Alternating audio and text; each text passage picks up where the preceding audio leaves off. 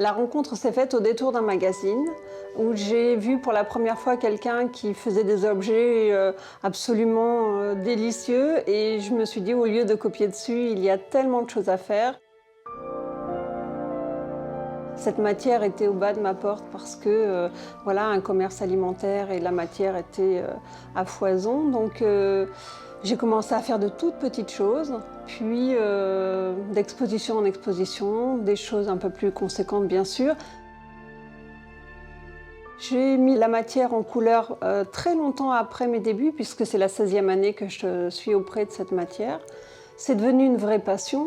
J'ai réussi à mettre au point une technique qui m'intéresse et qui vraisemblablement plaît à pas mal de gens.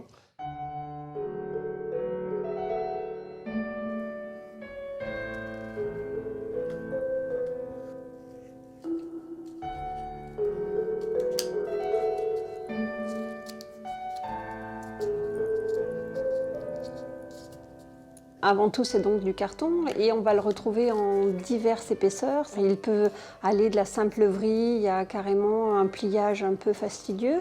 On va tomber sur des choses beaucoup plus épaisses et c'est là où la matière m'intéresse un peu moins parce qu'elle va devenir de plus en plus molle.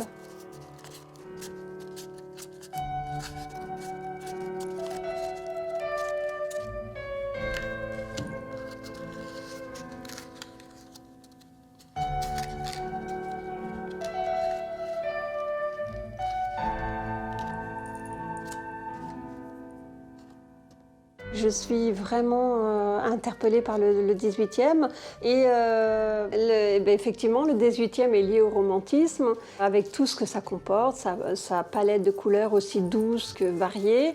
C'est des teintes qui sont à la fois très douces, qui charment l'œil, qui invitent au repos et à la sérénité. Et la douceur dans les formes, ne serait-ce dans les lignes, cette espèce de galbe que l'on retrouve très très régulièrement. Oui, la douceur du regard, je crois que je suis un peu noyée dedans. Oui. Et après, c'est tout le style baroque où on peut... il peut découler tellement de créations. Mais vous voyez, par exemple, moi, cet œil de bœuf, je suis allée le dessiner parce qu'il est sur un monument historique du centre de notre ville. Et voilà, après, on va avoir sa propre interprétation. Mais ce qui était intéressant, c'était de se rapprocher au mieux de l'objet en lui-même qui, lui, est posé là depuis fort longtemps.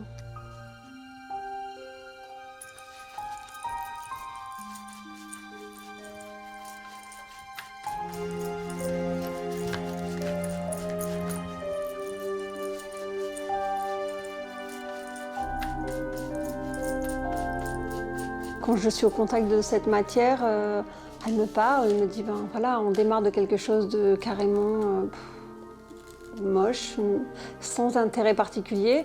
Et voilà, il suffit de se pencher dessus, de lui dessiner quelque chose, de le couper, de l'assembler. C'est un côté un peu magique parce que voilà, mais c'est bien, j'adore, c'est bien, vraiment. C'est quelque chose de très facile à travailler. Il suffit après de la mettre à l'abri de l'humidité. C'est vrai que c'est quelque chose en même temps où on ne va pas lui demander tout ce que l'on veut. Il y a des torsions qu'elle refuse. Mais si on lui parle gentiment, on peut vraiment arriver à de très bons résultats. Une pièce aboutie pour moi est quelque chose qui va refléter le mieux l'idée que j'en avais visuellement, avec toute la poésie qui va pouvoir s'en dégager et être au plus juste de la manière dont je pouvais le voir moi. À ce moment-là, je me dis, ben, j'ai atteint mon objectif, voilà, ça suffit. Ce n'est pas la peine d'une surcharge supplémentaire, mais il faut que ce soit agréable à mon œil en priorité.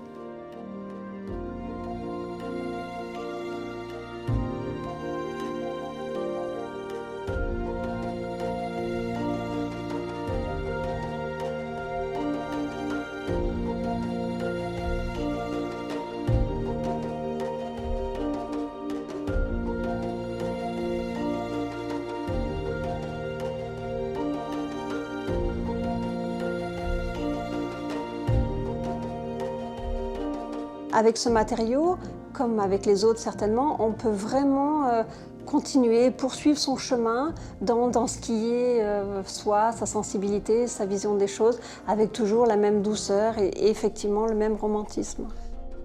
C'est ma 16e année, il y a des choses qui ont été faites au tout début des grandes pièces et qui vont certainement me regarder vieillir encore longtemps parce que ça a une très bonne tenue dans le temps.